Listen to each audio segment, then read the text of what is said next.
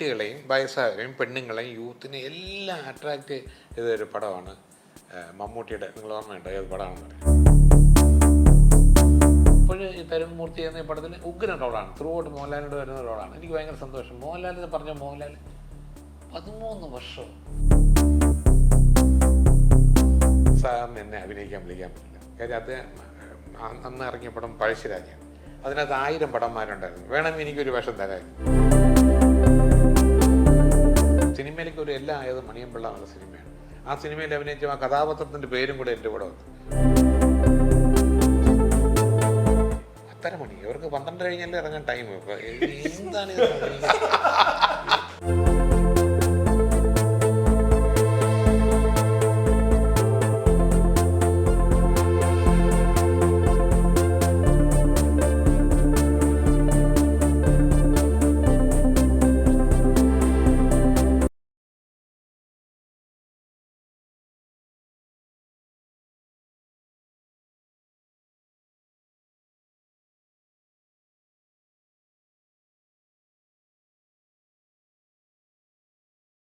നമസ്കാരം. പുത്തൻ സിനിമയുടെ വിശേഷങ്ങൾ പങ്കുവയ്ക്കാൻ 3 അതിഥികൾ, 3 പേർക്ക് സ്വാഗതം. Thank you. 3 ഇല്ല കേട്ടോ, 2.5 അതിഥികൾ. അങ്ങനെ കുഴപ്പമുണ്ടോ? കുഴപ്പമില്ല. ഓക്കെ അല്ലേ? ഓക്കെ. എന്തുണ്ട് വിശേഷമൊക്കെ? നല്ല വിശേഷം. എങ്ങനെയുണ്ട് നമ്മുടെ ഗു? എങ്ങനെയുണ്ട്? ഗു ഒരു ഹൊറർ ഫാന്റസി. ഗുമ്മായിരിക്കും. അടിപൊളിയായിരിക്കും. അപ്പോൾ മെയ് 17 വരെയാണ് തിയേറ്ററുകളിൽ. അപ്പോൾ എല്ലാവർക്കും ഇഷ്ടമാകും. എല്ലാവരും പോയി കാണണം. രണ്ടുപേരും വീണ്ടും ഒന്നിച്ചല്ലേ? യെസ്. മലയാളത്തിന് ശേഷം അതാണ് അതിനകത്ത് അല്ലേ? അതുപോലെ നമുക്ക് ഒരു ഭയങ്കരമായിട്ട് ഇനി ഇറങ്ങുമ്പോൾ ദേവനന്ദ വേറെ രീതിക്ക് ഗു എന്ന രീതിയിൽ അറിയപ്പെടൂലേ? അതല്ലേ ഈ സിനിമയുടെ ഏറ്റവും വലിയ പ്രത്യേകത? ഒരു പറയാനും വേണ്ടി ഒന്നും പറഞ്ഞു വിട്ടൊക്കെ ഡയറക്ടറും പ്രൊഡ്യൂസറൊക്കെ അടുത്ത് നിന്നിട്ട് ഒന്നും കഥ പറയല്ലെന്നല്ലേ? അല്ലേ? അതൊന്നും പറയേണ്ട കാര്യമില്ല. അങ്ങനെ ഫീഡ് ചെയ്യേണ്ട ആവശ്യമില്ല. വളരെ സ്പോണ്ടേനിയസ് ആണ്. നിങ്ങൾ എന്ത് കാര്യം ചോദിച്ചാലും ഇത് സിനിമയ്ക്ക് അപ്പുറമുള്ള സബ്ജക്റ്റ് വെച്ചാലും കുട്ടി പറയും. അതെ, എനിക്ക് പേടി അവളോട് ചോദിക്കാൻ. എന്നെ വെള്ളം കുടിപ്പിക്കും. അതുകൊണ്ടാണ് ഞാൻ പഠിപ്പിക്കുന്ന സബ്ജക്റ്റ് തന്നെ എടുത്തത്. എന്തായാലും നല്ലൊരു സിനിമ ചേട്ടാ അല്ലേ? ആയിരിക്കും. നമ്മൾ സിനിമ തുടങ്ങുന്നതിന് മുമ്പ് എനിക്ക് തോന്നുന്നു നമ്മൾ 3 പേരും നിന്നൊരു സംസാരം ലോക വൈറലായിട്ടുണ്ട് കഴിഞ്ഞ വർഷത്തെ അമ്മയുടെ മീറ്റിംഗിൽ. ഞാനത് ഒരിക്കലും മറക്കില്ല. കാരണം ഞാൻ നേരിൽ നിന്നതാണ്. അല്ല, നിങ്ങളുടെ അടുത്ത് ഞാൻ പറഞ്ഞത് എന്റെ അടുത്ത പടത്തിലെ നായകനാണെന്നാണ് ഇദ്ദേഹത്തിനെ ചൂണ്ടിക്കാണി. അപ്പൊ ഞാൻ ചോദിച്ചൊരു ചോദ്യം ഉണ്ടല്ലോ, അതും കൂടെ പറഞ്ഞിട്ട് പോ. ചോദിച്ചു ഒന്നും കൂടെ വാങ്ങിയിട്ടേ ഞാൻ പോവുള്ളൂ. അപ്പൊ ഞാൻ ചോദിച്ച ചോദ്യം എന്ത് മറന്നു പോകാണ് രാജേട്ടൻ? ഞാൻ ഏതാ പടം ചോദിച്ചപ്പോൾ മനു ചെയ്യുന്ന പടം ഗു. അടുത്തവൻ പറയാ ദേവനന്ദയാണ് മെയിൻ റോളെന്ന്. അടുത്തവൻ പറയാ അതെനിക്ക് ഓർമ്മയില്ല. അതാണ് ഏറിൽ നിർത്തി. അപ്പൊ ഞാൻ എനിക്ക് റോളുണ്ടോ? കാണാൻ കൊള്ളാന്നവർക്ക് റോളുള്ളൂ പറഞ്ഞു. അത് ഞാൻ ഒരു തമാശക്ക് പറഞ്ഞാണ്. അതെ, ഞാൻ ഏറിൽ നിന്ന് കാര്യം പറഞ്ഞല്ലേ? നമ്മളത് ഉൾക്കൊണ്ട് പോയോണ്ട് നല്ല രസം പറഞ്ഞു. ഞാൻ പറഞ്ഞു നിങ്ങളത് എൻജോയ് ചെയ്തു. പക്ഷെ ഒരുപാട് പേര് ബോഡി ഷേമിങ്, മണിയമ്പിളാജു അങ്ങനെ പറയാമോ? നമ്മളതുകൊണ്ട് അടുപ്പവും സ്നേഹവും അങ്ങോട്ടും ഇങ്ങോട്ടും കോമഡി പറയുന്നുണ്ട് പറഞ്ഞാണ്. പക്ഷെ അത് വേറെ ചിലർക്ക് കൊണ്ടിട്ട് അതൊരു ബോഡി ഷേമിങ് ആണ്, അങ്ങനെ മണിയമ്പിളാജു പറയാമോ? ഒരുമാതിരി കാണാൻ കൊള്ളാവുന്നവർക്കല്ല ഇതിനകത്ത് വേഷം കൊള്ളുന്ന തമാശ പറഞ്ഞില്ലേ? അത് ഫീൽ ചെയ്ത ഇദ്ദേഹത്തിന്റെ കൊച്ചച്ഛനും അമ്മയ്ക്കും അച്ഛനും ഫീൽ ചെയ്ത് വേറെ ചില നമ്മുടെ വീട്ടിൽ അങ്ങനെ ഫീലിംഗ് അല്ല. കാരണം അതിങ്ങനെ എഴുതുന്നോണ്ട് നമ്മൾ ഭയങ്കര രസം എഴുതിയില്ലേ നമുക്ക് പ്രശ്നം. അതാണ് കറക്റ്റ്. അതിപ്പോ ഓർമ്മയില്ല. അപ്പൊ ഒന്ന് ഓർമ്മിക്കാതെ പോകാൻ പറ്റുമോ? ഇങ്ങനെ ഭയങ്കര ആശ്വാസനാണ് കേട്ടോ. അടുത്ത അന്ന് നമ്മൾ പ്രഖ്യാപിച്ചു കഴിയുമ്പോൾ അടുത്ത അമ്മയുടെ മീറ്റിംഗ് വരാൻ പോവാണ് അടുത്ത ജൂണില്. അപ്പൊ കറക്റ്റ് ആണിത്. ശരിയാ. കറക്റ്റ് 1 വർഷം കൊണ്ട് പടം ഇറങ്ങണം. അന്ന് പറഞ്ഞതേ ഉള്ളൂ, ഷൂട്ട് തുടങ്ങിയിട്ടില്ല. നിങ്ങളുടെ മെമ്പറെ സമ്മതിക്കാം. എത്രയോ പടങ്ങളിൽ നിങ്ങൾ പോയി ചെയ്യുന്നതാണ്. അപ്പൊ ഇത് ഓർത്ത് വെച്ചില്ല, ഞാൻ മറന്നിരിക്കുകയാണ്. ശരി, അതാണ് നമ്മളൊരു ഓർമ്മ. അത് മാത്രമേ ഉള്ളൂ. ഓർമ്മശക്തി മാത്രമേ ഉള്ളൂ. ഓർമ്മയ്ക്കായി പറയൂ, സിനിമയിലേക്ക് പോവാം. നല്ലൊരു സബ്ജക്റ്റ് കേട്ടു. അതെ, രാജേട്ടൻ പ്രൊഡക്ഷൻ ഏറ്റെടുക്കുന്നു. എന്താണ് ഈ സബ്ജക്റ്റ് ഇത്തരം ഒരു കഥയിലേക്ക് വരാൻ രാജേട്ടൻ ചെയ്ത സിനിമകളൊക്കെ വേറെ ടൈപ്പാണ്. അങ്ങനെയല്ല, ഞാൻ മനുവിന് വെച്ച് വേറൊരു സബ്ജക്റ്റ് പ്ലാൻ ചെയ്തിരുന്നു. അപ്പോൾ അങ്ങനെ ഞങ്ങളൊരു ദിവസം പറഞ്ഞു നമുക്കൊന്ന് ഈ മാളികപ്പുറം പോയി കാണാമെന്ന് പറഞ്ഞു. അങ്ങനെ പടം കണ്ട് വളരെ ഇഷ്ടപ്പെട്ടു. എന്നിട്ട് ഞാൻ വെളിയിറങ്ങിയിട്ട് മനുവിനോട് പറഞ്ഞു, ഈ കുട്ടിക്ക് ഭയങ്കര പൊട്ടൻഷ്യൽ ഉണ്ട്. ഈ കുട്ടിയെ ഹീറോ ആക്കിയിട്ടൊരു സിനിമ എടുത്താൽ അത് സൂപ്പറായിട്ട് ഹിറ്റാവും. മാത്രമല്ല, പണ്ട് ഞാൻ പറഞ്ഞിട്ടുണ്ട്, TK രാജീവ്കുമാരൻ പറഞ്ഞു ഇപ്പോഴത്തെ സമയത്ത് മഞ്ജു വാര്യർ വെച്ചൊരു സിനിമ എടുക്കണം, മഞ്ജു വാര്യരെ ഹീറോ ആക്കിയിട്ടുണ്ട്. അതിനെന്താ? ഉടനെ തന്നെ പുള്ളി കസേര നീങ്ങിയിരുന്നിട്ട് കുട്ടനാട് ഒരു വള്ളത്തിൽ വരുന്ന മഞ്ജു വാര്യർ പുള്ളിയുടെ കയ്യിലുണ്ട്, കഥയുണ്ട്. അങ്ങനെയാണ് ആ പടം സംഭവിച്ചത്. അങ്ങനെ ആണ് 1 മാസം കഴിഞ്ഞിട്ട് പിന്നെ നിരഞ്ജ് വിളിക്കുകയാണ്. കോഴിക്കോട് വെച്ച് മനു ഒരു കഥ പറഞ്ഞു, സൂപ്പർ സബ്ജക്റ്റാണ്, അച്ഛൻ ഒന്ന് കേൾക്കണം, ഹൊററാണ്. അപ്പോൾ ഞാൻ വെച്ചു ഇവർ യൂത്തിൻ്റെ ആൾക്കാരാണല്ലോ നിരഞ്ജയൊക്കെ, ഒരിക്കലും യക്ഷി പ്രേതം ഭൂതത്തിലൊന്നും അവന്മാരൊന്നും വിടില്ല, പോകില്ല, വേറെ എന്തെങ്കിലും കാണുമെന്ന് മനസ്സിലായി. അങ്ങനെ വിളിച്ച് വരുത്തി കഥ കേട്ടപ്പോൾ ഞാൻ ഭയങ്കര ഹാപ്പിയായി. ഒരു 10-18 പേരത്തി കഥ പറഞ്ഞിട്ടുണ്ട്. ഇത് കാണാതെ വൃത്തിയായിട്ട് വെടിപ്പൊത്ത് പറയാനും അറിയാം മനുവിന്. ഒരാൾ പോലും ഇതിനൊരു നെഗറ്റീവ് ഇത് എടുക്കരുത്, ബുദ്ധിമുട്ടാണെന്നൊന്നും പറഞ്ഞു.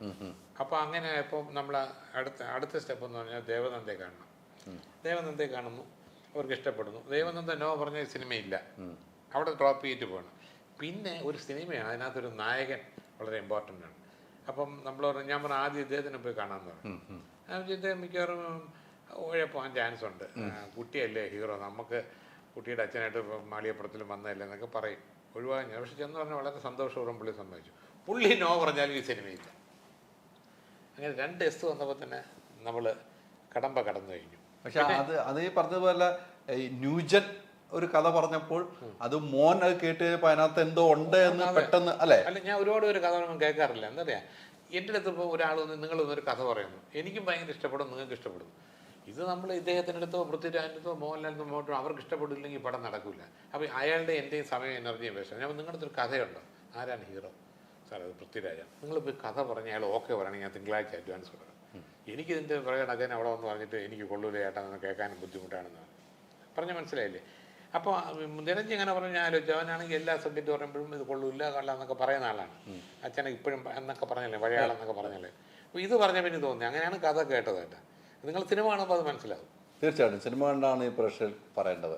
ഈ പറഞ്ഞതുപോലെ തന്നെ ഒരു നായകൻ, ഒരു നായിക, അത് മാളികപ്പുറത്തിൽ നമ്മളുണ്ട് അച്ഛൻ മോൾ ബന്ധം. ഇതെങ്ങനെയാണെന്ന് സിനിമ കണ്ട് അങ്ങനെ ആയിരിക്കാം അച്ഛൻ മോൾ ബന്ധം.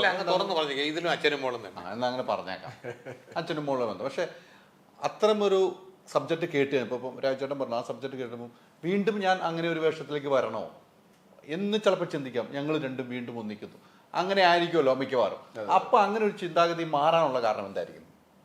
അല്ല, ഞാനിപ്പം ദൈവൻ്റെ മാത്രമല്ല, ഞാൻ പല കുട്ടികളുടെയും ചൈൽഡ് ആർട്ടിസ്റ്റിൻ്റെ അച്ഛനായിട്ട് അഭിനയിച്ചിട്ടുണ്ട്.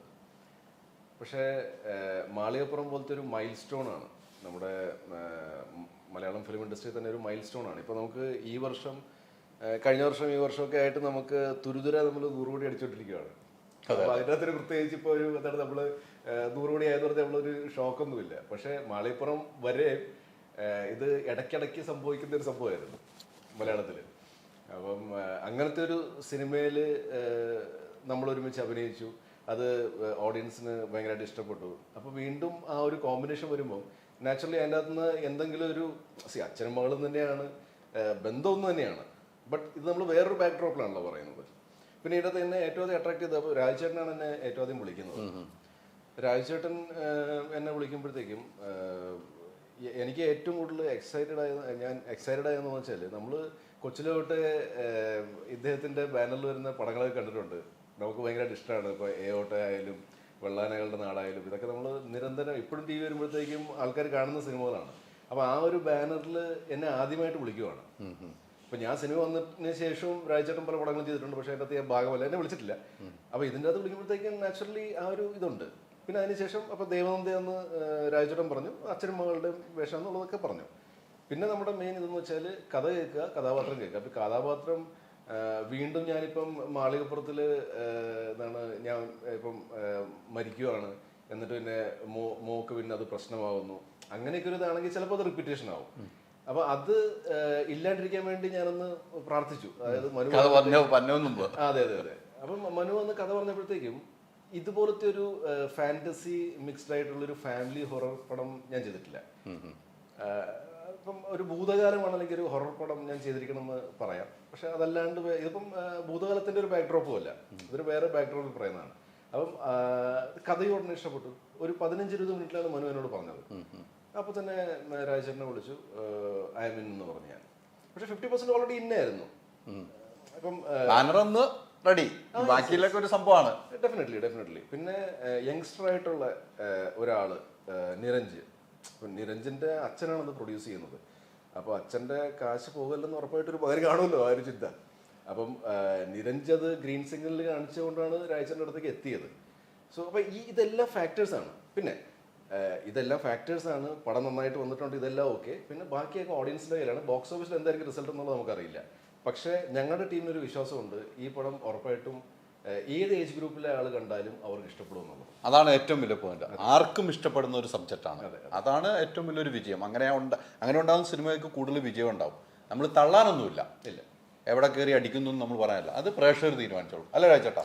അതെ, ഞാൻ വേറെ നാലേക്കാണ് ഇപ്പം എല്ലാത്തരം, അതായത് കുട്ടികളെയും വയസ്സായവരെയും പെണ്ണുങ്ങളെയും യൂത്തിനെയും എല്ലാം അട്രാക്റ്റ് ചെയ്തൊരു പടമാണ് മമ്മൂട്ടിയുടെ. നിങ്ങൾ ഓർമ്മയുണ്ടോ ഏത് പടമാണെന്ന് പറയും? അനന്തപുരത്തിൻ്റെ ഓപ്പോസിഷൻ ക്ലൂ തരാം.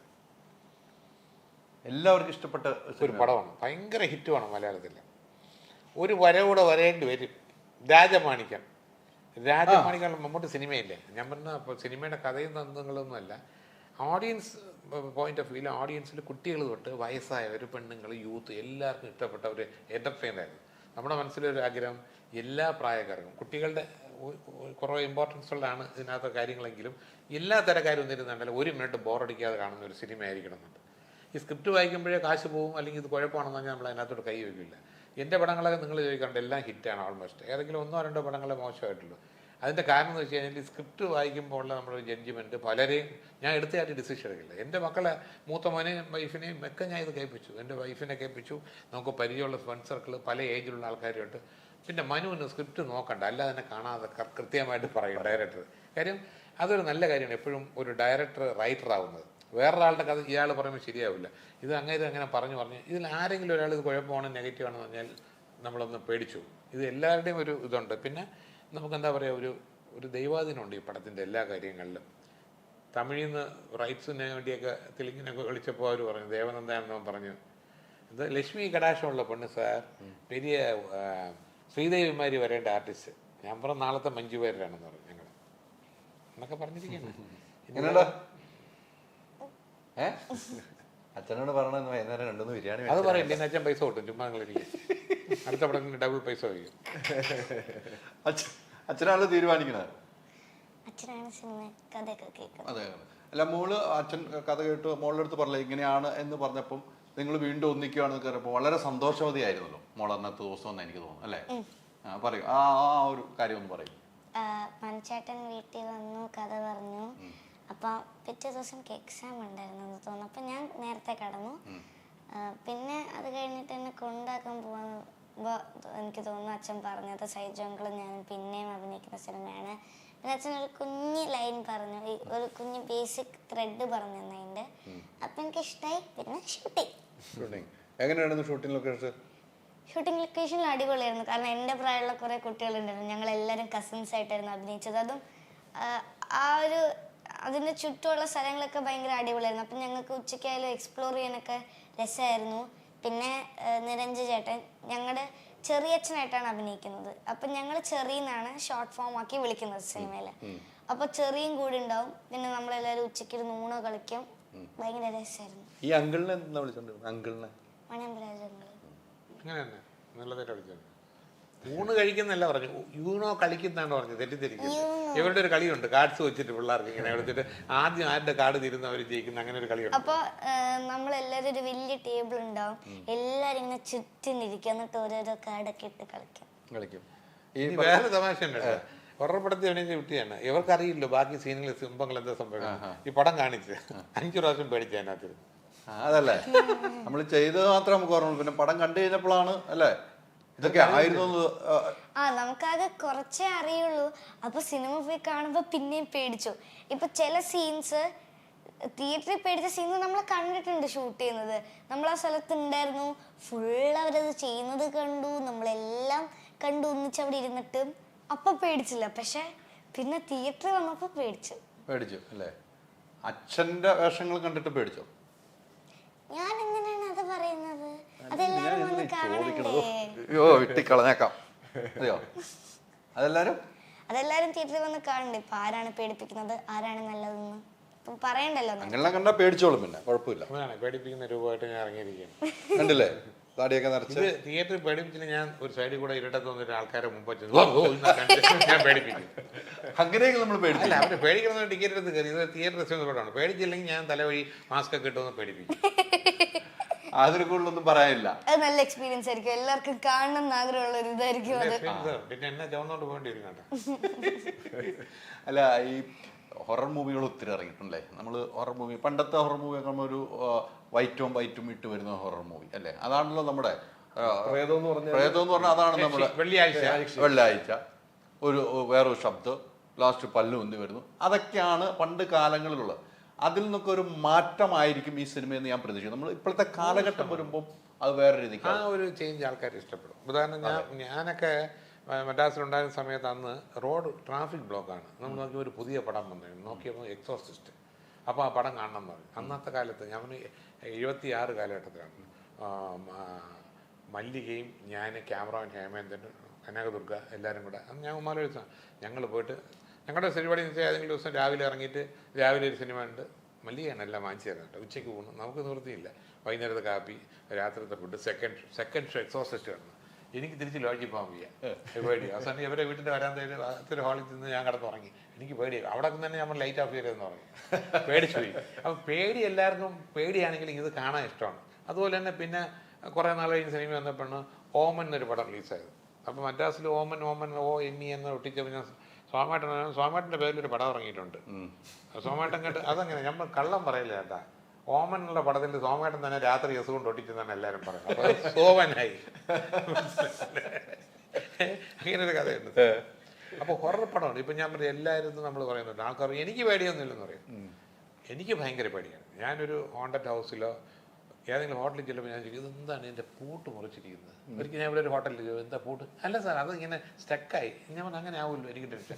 കുറേ കഴിഞ്ഞ് ഞാൻ വിളിച്ച് റിസപ്ഷനിൽ വേറെ ചോദിച്ചു, മറ്റേ 406 സംഭവം പൂട്ടു. ആ സാർ, അത് അന്ന് അവിടെ ഒരു ആത്മഹത്യ കിടന്നില്ലേ, ഒരാളെ കൊന്ന്. അയ്യോ, ആ മുറിയാണ് എനിക്ക് തന്നിരിക്കുന്നത്, ഞാൻ അവിടെ കിടക്കില്ല. ഇതൊക്കെ അന്ധവിശ്വാസം, രാജുവിന് പേടി എന്നൊക്കെ ആൾക്കാർ. പക്ഷേ എനിക്ക് ഉറങ്ങാൻ പറ്റില്ല. ഒരു ഷൂട്ടിങ്ങിന് പോയിട്ട് ഒരു കാട്ടിനകത്തൊരു സ്ഥലത്ത് സാർ ആരുമില്ല, സാറിൻ്റെ റൂമിൽ നല്ല തണുപ്പുണ്ട്, വെള്ളം വെച്ചിട്ടുണ്ട്, പോയി ഞാൻ കിടക്കില്ല. എനിക്ക് പറ്റത്തില്ല സംഭവം. എനിക്ക് അതൊക്കെ ഭയങ്കര പേടിയുള്ള സംഭവമാണ്.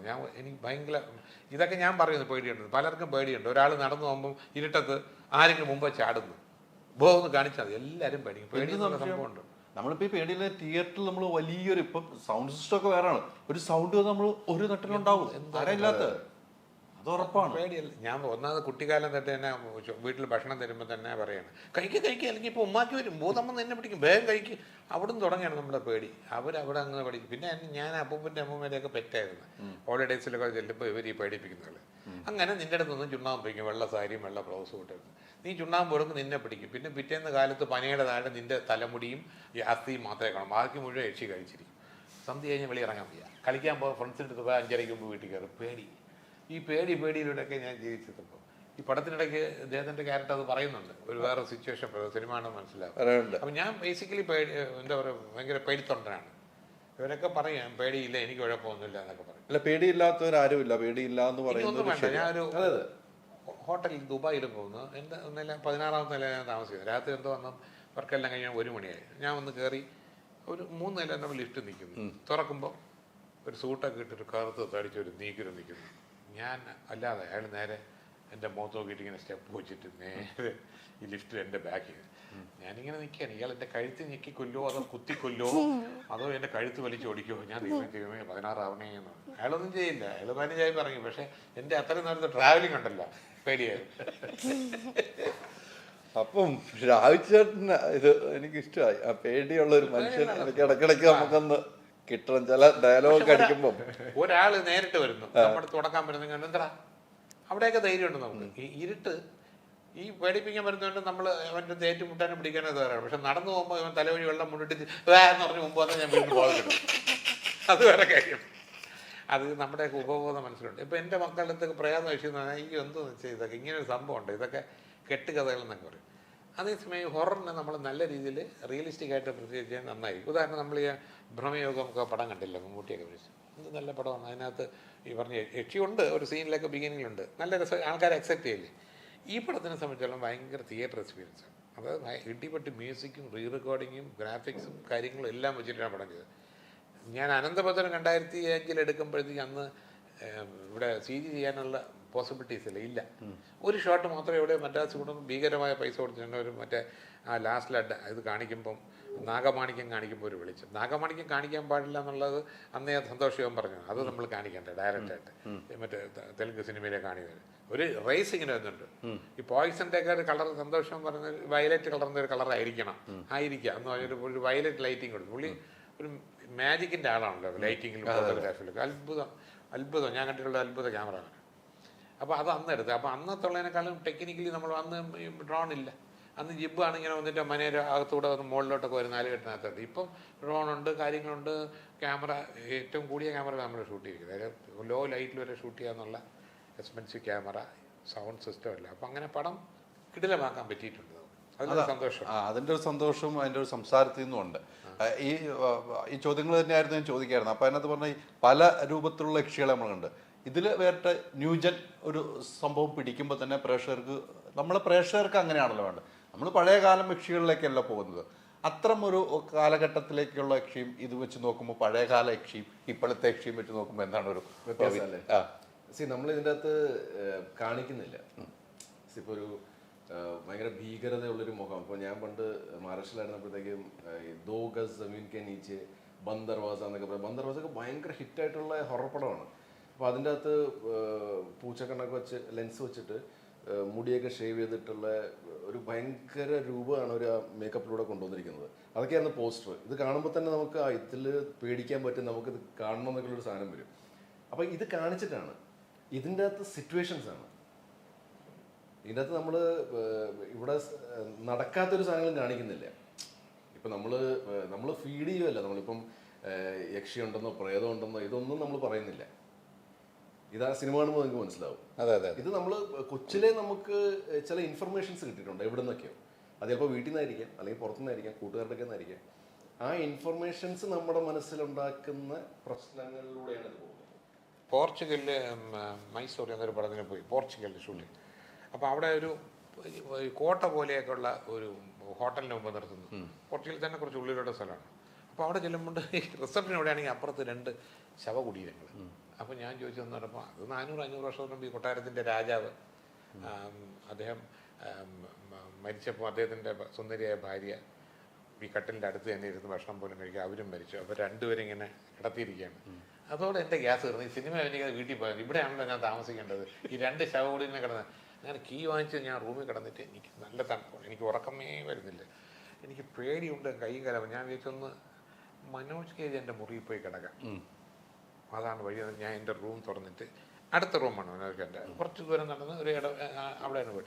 ഞാൻ എൻ്റെ റൂം തുറന്നിട്ട് ഇങ്ങനെ പതുക്കെ വെച്ചിട്ട് ആരെങ്കിലും വരുന്നുണ്ടെങ്കിൽ നോക്കുമ്പോൾ ഇവിടുന്ന് ഒരു രൂപം, ഒരു മഫളർ ഇട്ടുണ്ട്, ചാടി. ഞാൻ കിണിപ്പോയി, മരിക്കേണ്ടവനാണ് ഞാൻ ആ സമയത്ത്. ആ പേടി ഇങ്ങനെ പേടി പോലും നോക്കുമ്പോൾ മനോജ് കേജ് അയാൾ പേടിച്ചിട്ട് എൻ്റെ മുറി വരാനായിട്ട് വലിയ കുഴപ്പം. അത് പറ്റിയെന്ന് വെച്ചാൽ ഞാനും പേടിച്ചിട്ട് ഞാൻ രാജചേട്ടൻ്റെ മുറിയിലോട്ട് വരാമായിരുന്നു. രാജചേട്ടൻ വരുന്നതാണിട്ട് പെട്ടെന്ന് അയാൾ തമാശയായിട്ടൊക്കെ അയാൾ രാജചേട്ടനൊന്ന് പേടിപ്പിക്കാൻ വേണ്ടിയിട്ട് എന്നെ കൊല്ലാനായിട്ടാണ് അയാൾ സൈഡിൽ നിന്നത്. 2 പേടിയ ആൾക്കാർ. അയ്യോ, ഞാൻ ഒന്നും പ്രാർത്ഥിച്ചു അവിടുത്തെ ഷൂട്ടിംഗ് തീർന്ന് എത്രയും പെട്ടെന്ന് പോകണം. അങ്ങനെ അനുഭവങ്ങൾ ഭയങ്കരമാണല്ലോ അല്ലേ? സംഭവങ്ങളാണ് പേടിപ്പിക്കുന്ന സംഭവം. അതെ. അല്ല, ഈ സിനിമ സബ്ജക്റ്റ് ഈ സിനിമ ചെയ്യുമ്പോഴും കുറേ കാര്യങ്ങൾ ഓർത്തെടുക്കാൻ കഴിയുന്നുണ്ടല്ലോ. അതാണല്ലോ ഇപ്പൊ പറയാൻ പറ്റുന്നല്ലേ? അതാ അങ്ങനെ ഓർത്തെടുക്കാൻ പറ്റുന്ന കുറെ കാര്യങ്ങൾ ഈ സബ്ജക്ട് കേട്ടപ്പോഴും ഉണ്ടായല്ലോ. ഇനി വേറെ സംഭവമാണ്. നമ്മുടെ അക്കരെ എന്നൊരു മരം ഷൂട്ട് ചെയ്യുമ്പോൾ ഷൊർണൂർ ഗസ്റ്റ് ഹൗസിലാണ്. അവിടെ ചെറിയ പ്രേതശല്യം അന്ന് ഉണ്ടെന്നൊക്കെ ഒരു സംസാരമുണ്ട്. അക്കരെ എന്നൊരു മരം എന്ന് പറയുന്നത് വേണ്ട 85-ലാണ് ഷൂട്ട് ചെയ്തത്. അതിൽ മേനകയുണ്ട്, സുരേഷ് കുമാറാണ് പ്രൊഡ്യൂസ് ചെയ്യുന്നത്. അപ്പം ഞാനിങ്ങനെ റൂമിൽ കിടക്കുമ്പോൾ നെടുപടിവാണും ഞാനുമാണ് ഒരു മുറിയിൽ. അന്ന് അങ്ങനെയാണ് 2 പേരൊക്കെ ഒരു മുറിയിൽ കിടക്കും. അന്ന് വേണം എന്തോ കാര്യത്തിന് എന്തോ പോയിട്ടുണ്ട്, ഞാൻ ഒറ്റയ്ക്ക് കിടക്കുന്നുണ്ട്. വെളിയിൽ ചെറിയ ലൈറ്റ് ഇട്ടിട്ടുണ്ട്, കണ്ണാടി ജനലിൽ കൂടെ ആര് പാസ് ചെയ്താലും കാണും. ഞാൻ അങ്ങനെ നിൽക്കുമ്പോൾ ഇങ്ങനെ ടക്ക് ടക്ക് ടക്ക് ടക്ക് ടക്ക് ടക്ക് എന്ന് റൂമിൽ തട്ടുന്നു. അന്ന് വെള്ളിയാഴ്ചയാണ് ഈ പറഞ്ഞ കഥയിൽ അതും കൂടെ ഒത്തു വന്നിട്ടുണ്ട്. വന്നിട്ടിങ്ങനെ ഞാൻ പതുക്കെ ജനലിനടുത്ത് ചെല്ലുമ്പോൾ ഇങ്ങനെ രായിച്ചേട്ടാ, ഞാൻ ഈ പ്രേതം എൻ്റെ പേര് റെസ്പെക്റ്റ് എങ്ങനെ. ഞാനിങ്ങനെ ഡോർ വന്നപ്പോണ്ട് വെള്ള സാരി, വെള്ള ബ്ലൗസ്, മുടി ഫ്രംപിട്ടുണ്ട്. പിന്നെയും രായിച്ചേട്ടാ, ഞാൻ എൻ്റെ സപ്തനാട്ടിൽ പിന്നെ എനിക്ക് മനസ്സിൽ തോന്നി രായിച്ചേട്ടാ എന്ന് വിളിക്കും പ്രേതങ്ങളെ. മുടി മാറ്റിയപ്പോഴല്ല, മേനക, നമ്മുടെ മേനക, ഈ സുരേഷ് കുമാർ എല്ലാം കൂടെ ചേർന്ന് രാത്രി എന്നെ 10 മണിയൊക്കെ ആയുള്ളൂ എന്നെ പേടിപ്പിക്കാൻ വേണ്ടി ചെയ്തതാണ്. പിന്നെ ഞാൻ പറഞ്ഞു അത് കഴിഞ്ഞിട്ട് ആ യക്ഷിയെ സുരേഷ് കുമാർ കല്യാണം കഴിച്ച് സുഖമായിട്ട് ജീവിക്കുന്നു. അനുഭവങ്ങള് ഇവരൊക്കെ ഒരു അനുഭവങ്ങൾ കേട്ടിരിക്കാന്നല്ലേ. ഈ ഇപ്പോഴത്തെ ഒന്നും ഇപ്പൊ സൈജുവിനാണ് അത്ര അനുഭവങ്ങൾക്ക് വലുതല്ല, ഇവരുടെ ഇങ്ങനെ നീണ്ടു നിൽക്കുന്ന അനുഭവമാ. ചുമ്മാ ഇരുന്ന് സംസാരിച്ചാൽ മതി, മണിക്കൂറുകളും സംസാരിച്ചാൽ പറ്റുമെന്നുള്ളതാണ് ഏറ്റവും പ്രസക്തമായ കാര്യങ്ങള്. ഈ പേടിയുടെ കാരണം ഇപ്പൊ ഇരുട്ട് പേടി എന്ന് പറയുമ്പോൾ നമ്മളൊരു സിനിമ ചെയ്താണ് ഇരുട്ട് അല്ലെ. നിങ്ങളുടെ ഒരു സിനിമ തന്നെ ഇരുട്ടിൽ പേടിയുള്ള സിനിമയായിരുന്നു നമ്മൾ ചെയ്തത്.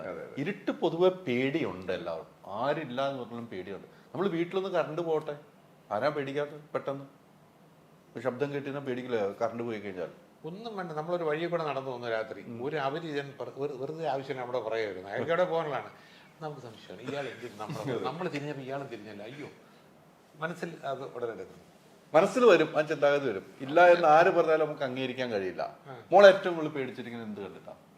ഞാനിപ്പോ ചോദിച്ചപ്പോ ഒരു നട്ടില്ല, മോളെന്ന് പറഞ്ഞ് വിളിച്ചപ്പോ. അല്ല, എനിക്ക് ഇരുട്ട് പേടിയാ, പാമ്പ് പേടിയാ, എനിക്ക് എല്ലാവരും അച്ഛനെ മാത്രം പേടിയില്ല അല്ലേ?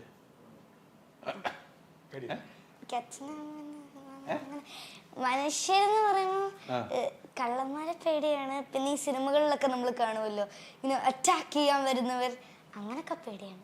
അങ്ങനെയൊക്കെ പേടിയുണ്ട്. ഈ സിനിമയില് ലൊക്കേഷനിൽ വെച്ച് ഏറ്റവും പേടിയുള്ള ആരെയായിരുന്നു?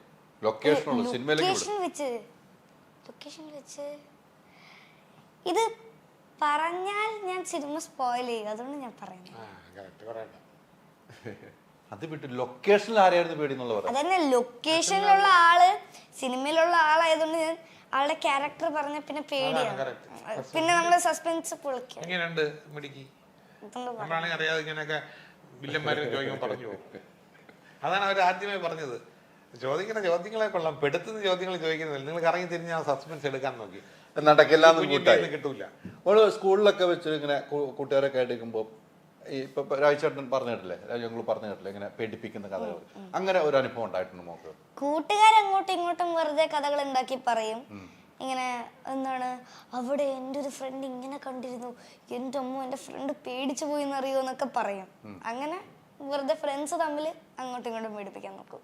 അങ്ങനെ ഉള്ളു. ഈ അച്ഛൻ എന്ന കഥാപാത്രം രണ്ടാമത്തിനുള്ള അച്ഛനിലുള്ള ഏറ്റവും ഇഷ്ടമുള്ള സ്വഭാവം എന്താണ് ഈ സിനിമയില്? സിനിമയില് ക്യാരക്ടറായിട്ടാണോ അതോ? ക്യാരക്ടറായിട്ട്. എനിക്ക് തോന്നുന്നു എൻ്റെ ക്യാരക്ടറിന്റെ പേര് മിന്ന എന്നാണ്. അപ്പൊ മിന്നയ്ക്ക് എന്ത് ഡൗട്ട് ഉണ്ടെങ്കിലും ഉടനെ തന്നെ മിന്ന പോയി ചോദിക്കുന്നത് മിന്നയുടെ അച്ഛൻ്റെ അടുത്താണ്. എന്ത് ഡൗട്ട് ഉണ്ടെങ്കിലും മിന്നയ്ക്ക് ഫ്രീ ആയിട്ട് പോയി ചോദിക്കാൻ പറ്റുന്ന ഒരാൾ മിന്നയുടെ അച്ഛനാണ്. മിന്നയുടെ അച്ഛനാണ്. നമ്മുടെ ഒറിജിനൽ അച്ഛൻ്റെ അടുത്ത് സംശയങ്ങൾ ചോദിക്കാറില്ലേ? ഒത്തിരി സംശയങ്ങൾ മാത്രമേ ചോദിക്കാറുള്ളൂ? സംശയങ്ങൾ മാത്രമല്ല, ഞങ്ങൾ ബെസ്റ്റ് ഫ്രണ്ട്സ് പോലെയാണ്. അപ്പോൾ അങ്ങോട്ടും ഇങ്ങോട്ടും വിശേഷങ്ങളും കാര്യങ്ങളും ഇപ്പൊ നടക്കുന്ന കാര്യങ്ങളും, ഇപ്പൊ ഈ ഇന്റർവ്യൂ കഴിഞ്ഞാൽ തന്നെ ഞാൻ അച്ഛൻ്റെ അടുത്ത് പോയി പറയും, ഓക്കെ അച്ഛൻ ഇന്നതൊക്കെ നടന്നു. പക്ഷെ അച്ഛനിപ്പോൾ വീട്ടിൽ പോയി, കാരണം അച്ഛന് എന്താണ് അച്ഛൻ്റെ കമ്പനിയിലേക്ക് പോകണം ഒരു അത്യാവശ്യത്തിന്. അപ്പൊ അമ്മ വന്നു. അമ്മയുടെ അടുത്താണ് കൂടുതൽ സംശയങ്ങൾ ചോദിക്കുന്നത്, അച്ഛൻ്റെ അടുത്താണ് ചോദിക്കാറുള്ളത്? രണ്ടുപേരുടെ അടുത്തും. ഏറ്റവും കൂടുതൽ മറുപടി തരുന്ന ആരാണ്? ചോദ്യം മാത്രമല്ല, മറുപടിയും കിട്ടണമല്ലോ. രണ്ടുപേരും ഒന്നും വിട്ടുതരില്ല അല്ലേ? ഇല്ല. വേറെ സംഭവം പറയില്ല, പേടി കാര്യങ്ങൾ നിങ്ങളിങ്ങനെ പറഞ്ഞില്ല, ആലോചിച്ചു കിട്ടിയാണ്. എൻ്റെ വീടിൻ്റെ അടുത്ത്, കവടിയാർ ഒരു വീടിൻ്റെ അടുത്ത് ഒരാൾ ടയറിട ആത്മഹത്യ ചെയ്തു. ഞാൻ അതൊരു പോകുമ്പോൾ പുള്ളി തൂങ്ങി നിൽക്കുന്നു. ഞാൻ പേടിച്ചു, എന്താണെന്ന് വെച്ചാൽ പുള്ളിക്ക് എന്നെ സുഖമില്ലെന്ന് അറിഞ്ഞപ്പോൾ പുള്ളി പേടിച്ചിട്ട് കണ്ട് പുള്ളി തൂങ്ങിച്ചതാണ്. ശരി, ഞാൻ പാവം നല്ല മനുഷ്യൻ പോയി. അത് കഴിഞ്ഞ് ഒരാഴ്ച കഴിഞ്ഞിട്ട് രാത്രി 10:30 മണിക്ക് ഞാൻ അവിടെ പോയിട്ട് വണ്ടിയിൽ എൻ്റെ വീടിൻ്റെ അങ്ങോട്ടുള്ള ഇറക്കത്തിൽ പോകുമ്പോൾ അയാൾ നേരെ സ്കൂട്ടറിൽ ഓപ്പോസിറ്റ്. ഞാൻ കാറിനകത്താണ്. ഞാൻ നോക്കുമ്പോൾ അയാൾ എന്നെ നോക്കി ചിരിക്കുകയും കൊടുത്തു. എൻ്റെ ദൈവമേ, മരിച്ചു ഒരു സ്കൂട്ടർ പഠിക്കുന്നത്. ഞാൻ ആകെ തകർന്നിട്ട് അന്ന് രാത്രി മുഴുവൻ ഞാൻ കിടന്നാണ്, ഇത് എങ്ങനെ സംഭവിച്ചു? 10:30 മണി, അവർക്ക് 12 കഴിഞ്ഞല്ലേ ഇറങ്ങാൻ ടൈം. എന്താണ് ഞാൻ ആകെ പേടിച്ച് വിഷമിച്ചു. പിറ്റേ ദിവസം എനിക്ക് നേരം വെളുത്താൽ മതി ആ കടയിൽ പോകണം. ഞാൻ കടയിൽ ചെന്നപ്പോൾ അവിടുത്തെ ഒരു അസിസ്റ്റന്റ് പോയി, ഞാൻ മറ്റേ ഇദ്ദേഹം നാളെ മരിച്ചു പോയില്ലേ സംഭവം? മരിച്ചു പോയില്ലേ സംഭവം. ഞാൻ ഇന്നലെ രാത്രി ഞാൻ സ്കൂട്ടറിൽ പോകുമ്പോഴത്തേക്കും എൻ്റെ ഓപ്പോസിറ്റ് ഇങ്ങനെ വണ്ടി, ഞാൻ പേടിച്ചു, അത് ചോദിക്കാൻ വന്നതാണ്. അപ്പോൾ അണ്ണാ എന്ന് വിളിക്കുമ്പോൾ അയാൾ അകത്തുനിന്ന് ഇറങ്ങി വരും. അപ്പോൾ ഞാൻ വീണ്ടും കിടങ്ങി, ഞാൻ ഇതെന്ത് പറ്റി? ഞാൻ അന്ന് ഇവിടെ കണ്ടതല്ലേ. അവർ ട്വിൻസ് ആയിരുന്നു. ഇദ്ദേഹം മരിച്ചപ്പോൾ നാഗർകോവിലെ ബ്രാഞ്ച് ക്ലോസ് ചെയ്തിട്ട് പുള്ളി ഇവിടെ വന്നത്. ഒരാളെ കൊല്ലം ഇതുപോലെ സ്കൂട്ടറിൽ വരുന്നത് നടന്നാണ്. എന്നാലും ചോദിക്കുക, ഇങ്ങനെയുള്ളൂ ഇതിൻ്റെ പുറകിലെ റിയാലിറ്റിയിലോട്ട് പോകുമ്പോൾ. പക്ഷെ കാണുന്നവന് ആ സമയത്ത് ഒരു ഭയം ഉണ്ടല്ലോ, ഭയങ്കര. ഇനി വേറെ ഒന്നുമുണ്ട്, ഞാൻ മീശ പിടിച്ചിട്ട് യക്ഷിയായിട്ട് അഭിനയിച്ച പടമുണ്ട്, അരവമണി സാറിൻ്റെ പടം, നമ്മുടെ സുരേഷ്. വെള്ളിയാഴ്ച തോറും എനിക്കിവിടെ ചില പൂജകൾ ചെയ്യണ ഒരു പാട്ട്, വെള്ള സാരി ബ്ലൗസ്, ഞാനും ജഗദീഷും മുകേഷും കൂടെ ട്രോളിയിൽ പോകുന്നു, പുകയൊക്കെ ഇട്ട് യക്ഷിയായിട്ടും അഭിനയിച്ചിട്ടുണ്ടെന്ന് പറയുന്നത്. ഒരു തെങ്ങും തോപ്പിന്റെ ട്രിവാൻഡ്രത്ത് തന്നെ എടുത്തത്. മറ്റേ പേടിയുള്ള കഥാപാത്രം നമ്മൾ അഭിനയിച്ചിട്ടുണ്ട്. അതാണ് ഈ പേടിപ്പിക്കുന്ന കഥാപാത്രം ചെയ്തിട്ടുണ്ട്. അതെ. ഈ രാജേട്ടാ, ഈ ഓരോ സിനിമകളിൽ നിന്നും ഓരോ കഥാപാത്രം, ഒത്തിരി സിനിമകളായല്ലേ. രാജേട്ടൻ എന്നും മനസ്സിൽ ഇഷ്ടപ്പെട്ട് ഓർത്ത് വെക്കുന്ന ഒരു കഥാപാത്രത്തിന്റെ പേര് പറഞ്ഞാൽ ഒത്തിരി ഉണ്ടെന്ന് ചിലപ്പോൾ പറയും, പക്ഷെ എങ്കിലും ഒരു കഥാപാത്രം ഉണ്ടാവുമല്ലോ. അല്ല, എന്നാലും ഞാൻ പറയുന്നത് എനിക്കൊരു എന്താ ഒരു സിനിമയിലേക്ക് ഒരു എല്ലാം ആയത് മണിയമ്പിള്ള എന്നുള്ള സിനിമയാണ്. ആ സിനിമയിൽ അഭിനയിച്ച ആ കഥാപാത്രത്തിന്റെ പേരും കൂടെ എൻ്റെ കൂടെ വന്നു. അത് വെച്ചിട്ടാണ് പിന്നെ ബാക്കി സിനിമയായിട്ട് ജീവിക്കുന്നതും സിനിമ എടുത്തതും ഞാൻ ഇവിടം വരെ വന്ന് നിങ്ങളുടെ മുമ്പേ ഇരിക്കുന്നത്. അപ്പോൾ ആ കഥാപാത്രത്തിനെ മറന്ന് വേറൊരു കഥാപാത്രത്തിനെ പറയുന്നത് തികച്ചും നന്ദികേടായിരിക്കും. അത് തന്നെയാണല്ലേ, സത്യം. അത് തന്നെയാണ് ഇന്ന് വരെയും നമ്മുടെ മനസ്സിൽ സൂക്ഷിക്കുന്നത്. അത് സൂക്ഷിക്കണമല്ലോ, മരണം വരെ.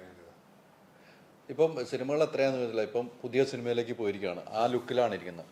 അതെ, ലാലേട്ടനും നിങ്ങൾ ഒരാഴ്ചേട്ടനും അഭിനയിക്കാൻ 12 വർഷത്തിന് ശേഷം മറ്റാന്ന് എനിക്ക് തോന്നുന്നു. 13 വർഷമായി. 13 വർഷം ഞാനാണ് അഭിനയിച്ചത്. അതാണ് ലാസ്റ്റ് അഭിനയിച്ച ഒരു 13. ശോഭന അഭിനയിച്ചിട്ട് 19 വർഷമായി. അത് പിന്നെ പോട്ടെ, അവര് ഞാനൊക്കെ എന്നും മോഹൻലാലിന് മെസ്സേജ് അയക്കും, ഫ്രണ്ട്ഷിപ്പാണ്, കാര്യങ്ങൾ എല്ലാം ഉണ്ട്. പക്ഷെ ഞാൻ ഇപ്പോഴും എൻ്റെ ഒരു ടേക്ക് ഓഫ് ടൈമിലുള്ള യാതന ഉണ്ടല്ലോ, അന്ന് നമ്മൾ ഓരോ വീടുകളിലും ആൽബമായിട്ട് പോയി കഴിയുന്നത് ഡയറക്ടേഴ്സിൻ്റെയും ഒക്കെ വേണ്ടി എന്തെങ്കിലും ഒരു ചാൻസ് തരണം.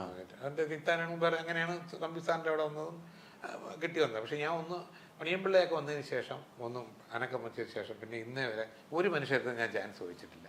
കാര്യം ഞാൻ അഭിനയിക്കും, ഇതാണ് എൻ്റെ റേറ്റ് എന്ന് അവർക്കറിയാം. ആവശ്യമുണ്ടെങ്കിൽ അവർ വിളിക്കുമല്ലോ.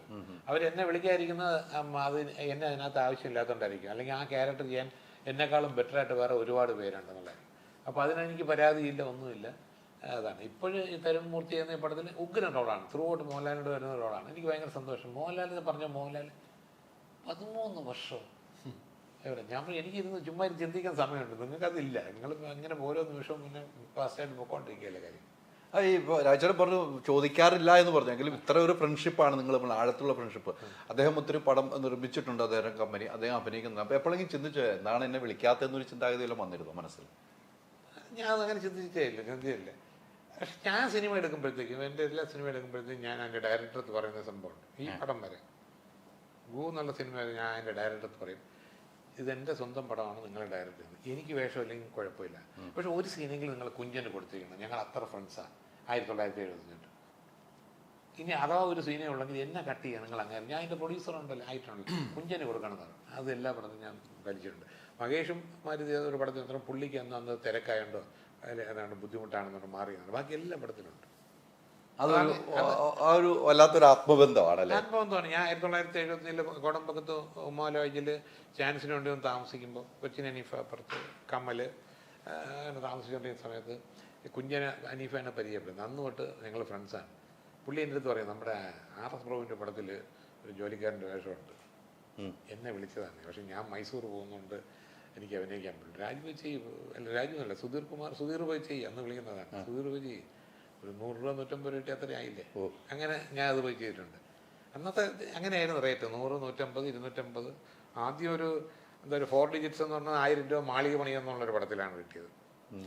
അപ്പോൾ ഞാൻ പിന്നെ കുഞ്ഞിനെ ലൊക്കേഷൻ വിട്ടിരുമ്പോൾ ഞാൻ ഇപ്രാവശ്യം വന്നിട്ട് ഇങ്ങനെ ഇന്നൊരു സ്ഥലത്ത് ഷൂട്ടിങ്ങിന് വരും, അപ്പോൾ അവിടുന്ന് തനിക്ക് നന്നായിട്ട് ചേരും തോന്നുന്ന ഒരു ബനിയൻ വാങ്ങിച്ചോണ്ടിരും, ഒരു ബനിയൻ, എനിക്ക് ബുദ്ധിമുട്ടുള്ള സമയമല്ല, ഒരു ബനിയൻ വാങ്ങിച്ചോണ്ടിരും.